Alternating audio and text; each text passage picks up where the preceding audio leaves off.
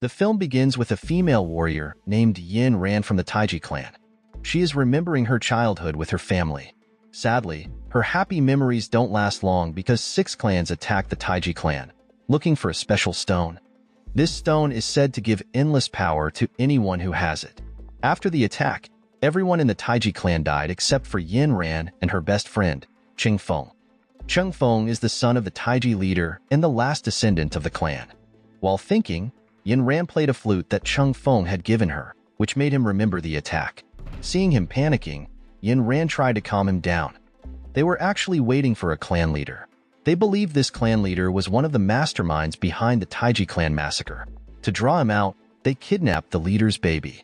Soon, the person they were waiting for arrived. The leader's name is Imo Nan, known for being cruel. This time, Imo Nan brought an army of bats to attack Cheng Feng and Yin Ran. Imo Nan also sent soldiers to capture Yin them, who ran into an old temple. This temple was a relic of the Taiji clan and was now completely ruined. At that time, Cheng Feng and Yin Ran split up to trap Imo Nan inside the temple. When Imo Nan entered, they set off all their traps. After attacking Imo Nan many times, Cheng Feng said he never kidnapped Imo Nan's baby. He only used a doll to trick him. Hearing this, Imo Nan got even angrier. He then asked who Cheng Feng really was and why he did all this. Cheng Feng explained that he was the last surviving member of the Taiji clan.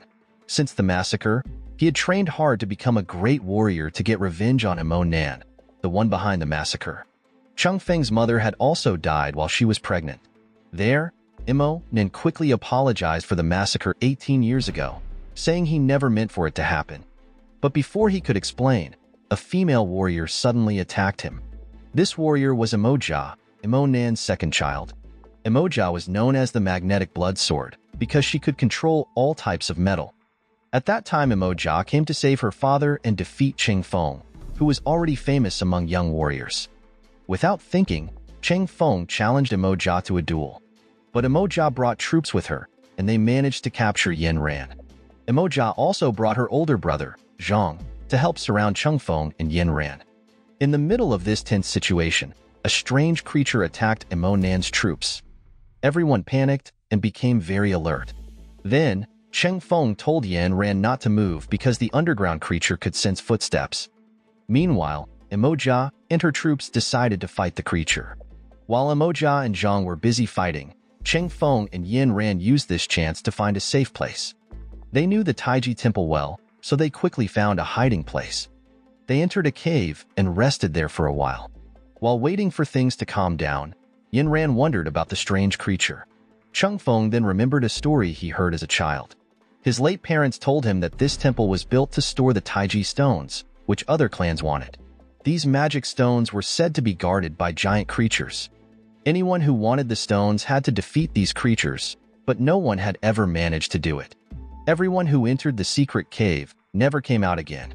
As Cheng Feng told the story, he suddenly heard a strange noise, and soon after, a man entered the cave. At first, he thought the man was one of Imo Nan's allies, but it turned out to be Chao, Cheng Feng's uncle. Cheng Feng was shocked because he thought his uncle had died in the massacre. Unfortunately, they didn't have time to catch up because the underground creatures were getting restless. At the same time, Imoja and Zhang entered the temple to rescue their father, Imo Nan, who was still trapped. When they found him, Imo Nan was lying on a rock with serious injuries. At first, they thought he was attacked by the underground creatures, but then they noticed that his wounds were frozen. Imoja realized that the wounds came from Cheng Feng, who mastered the cold tread technique. According to what Imoja knew, only evil warriors could use this technique. Before dealing with Cheng Feng, Imoja decided to reduce her father's pain because otherwise, Imo Nan would die within 7 hours. Chao took Cheng Feng, and Yin ran to a place where he showed them a metal object with a puzzle on it. He asked Cheng Feng to solve the puzzle to protect them from the wild creatures. As the heir of the Taiji clan, Cheng Feng solved the puzzle easily because his late father had taught him. The metal then opened like a door, revealing a secret entrance to the graveyard of wild animals where the Taiji stone was kept. Chao explained the power of the magic stone and why it shouldn't be controlled by just anyone to prevent misuse. But other clans still wanted the Taiji stone, leading to the brutal massacre. Hearing about the massacre, Cheng Feng's anger grew, and he only thought about revenge.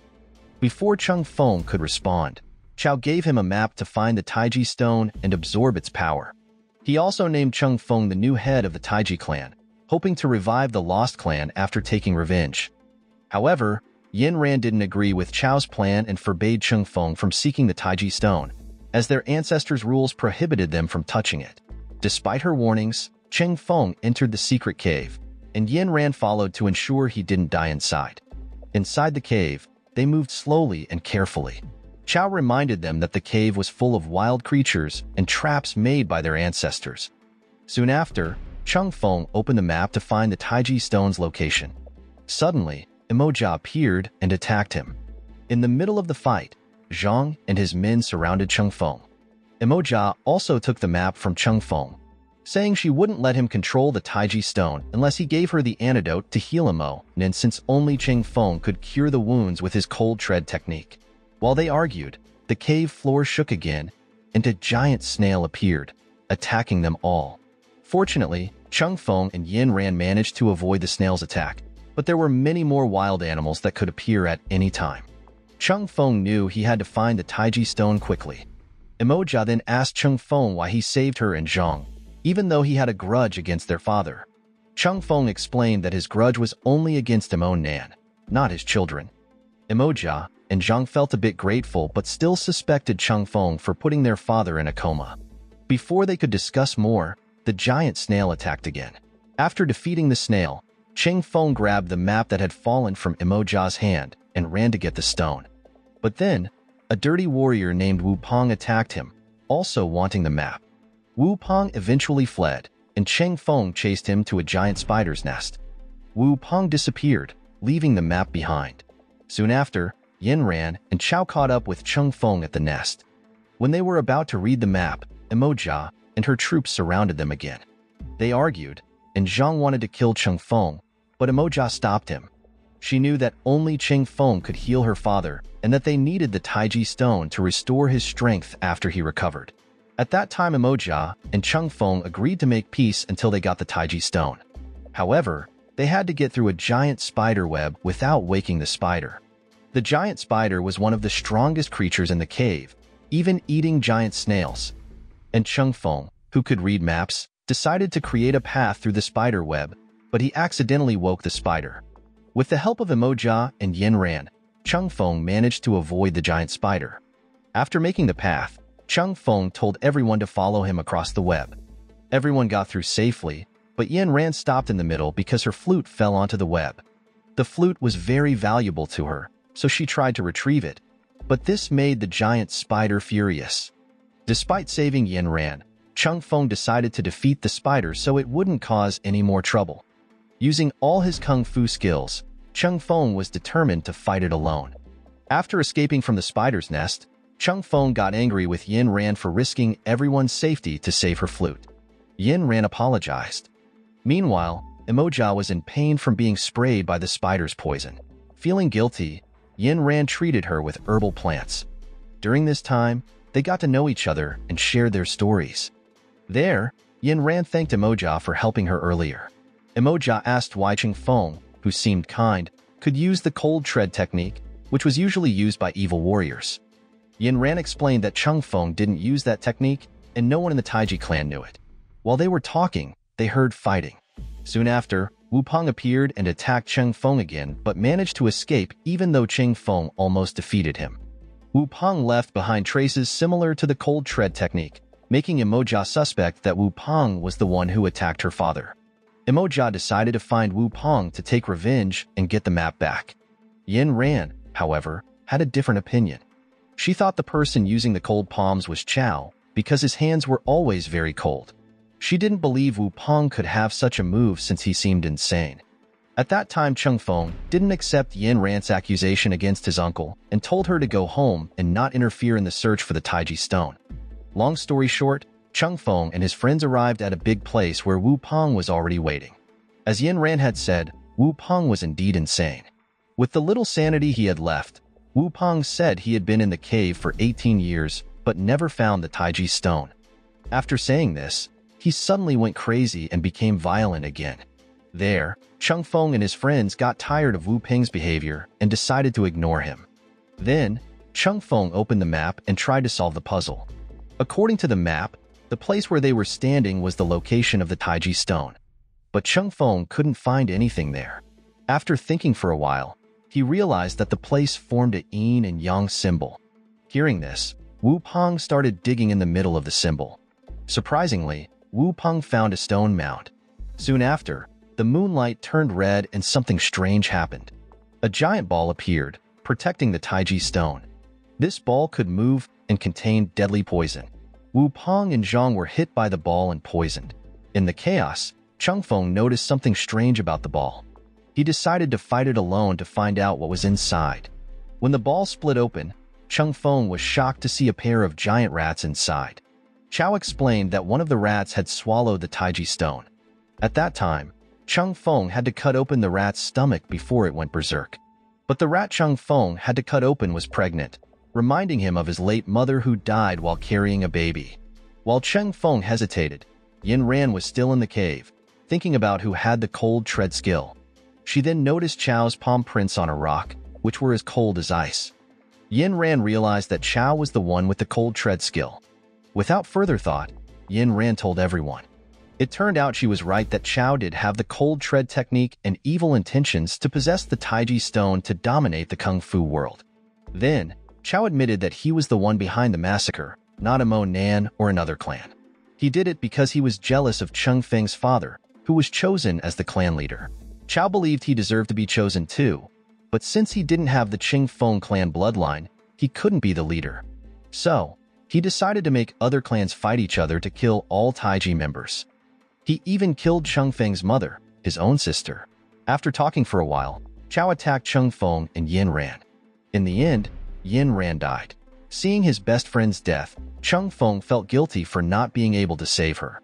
And Chao, feeling victorious, finally took the Taiji stone from the giant rat's stomach, which made him much stronger. But before Chao could leave, one of the rats went berserk and attacked him. Meanwhile, Zhang took Emoja to a safe place to protect her from Chao. As a warrior, Zhang couldn't let Chao rule the world with his evil plans, so he challenged Chao to a one-on-one duel. Sadly, Zhang died at Chao's hands, which made Emoja even more heartbroken. Soon after, Wu Peng woke up after being unconscious for a long time. Strangely, he wasn't crazy anymore after being hit by the giant ball. Wu Peng then helped the dying Chung Feng by treating him in magical soaking water. At that time, he didn't want Chung Feng to die before finding the Taiji stone, though the stone was already with Chao.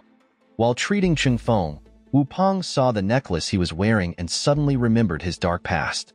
It turned out that Wu Peng was actually Chung Feng's biological father and the leader of the Taiji clan. Wu Peng explained that he survived the massacre and entered the cave with a student to find the Taiji stone for revenge. Unfortunately, his student was killed, and Wu Peng lost his way and went crazy. Since Chung Feng didn't believe him, Wu Peng washed his face to show his true identity. After Chung Feng believed, Wu Peng explained that a big disaster was coming because Chao had mastered the Taiji stone. The stone is actually a seal that keeps millions of wild creatures from entering the human world. Now, they had to close the gate to save humanity. To do this, they needed to turn a valve in the cave using their Taiji technique. Unfortunately, even though they managed to close the seal, Wu Peng was crushed by a large rock and a big windstorm started. Before being swept away by the wind, Wu Peng told his son that he was happy to see him grow up, even if only for a short time. After saying that, Wu Peng sacrificed himself to save Chung Feng. The windstorm threw Chung Feng into another realm ruled by his ancestors. There, he heard their voices telling him that he wasn't worthy to be the leader of Taiji. They said Chung Feng had been too focused on revenge and had forgotten to live as a warrior who defends the truth. They also said he was too selfish, ignoring his friend Yin Ran, who needed his attention. Chung Feng felt deep regret. The ancestors asked him to let go of his grudges. When his heart was pure, the ancestors passed their immense Taiji power into him so he could defeat Chao. At the same time, Chao approached Amo Nan, who was still lying on the rock. Luckily, Emoja arrived in time to protect and help her father. However, her power was too weak compared to the power of the Taiji stone. Feeling desperate, Amo Nan revealed a shocking secret before he died. He told Emoja that she was actually Chung Feng's biological sister. At that time, Nin couldn't bear to let the baby die, so he decided to raise Imoja as his own. Imoja was very surprised to hear this. Before he died, Nan gave a Taiji necklace to Imoja, proving she was from the Taiji family. During this emotional moment, Cheng Feng arrived with his new powers, and hearing that, Cheng Feng accepted, and the battle began. At first, Chao had the upper hand because of the Taiji stone's power, but slowly the stone started to harm his body. Chao became bald and weak because his body couldn't handle the stone's power. Seeing this, Cheng Feng used all his strength to remove the Taiji stone from Chao's body. After Chao was eaten by a giant rat, Cheng Feng took the Taiji stone and rushed to save Imoja, as the cave was about to collapse. But Cheng Feng remembered the ancestral rule that the Taiji stone must be returned to its original place to prevent wild creatures from rising again. Despite the risk to his life, Cheng Feng decided to go back into the cave. Before leaving, he said goodbye to Imoja, leaving her in sadness. And then, the film ended. The moral lesson from this film is sometimes, family secrets can be crazier than giant rats and magical stones, so always check your family tree before starting a kung fu battle. And remember, even the most powerful warrior needs a good flute and a sense of humor.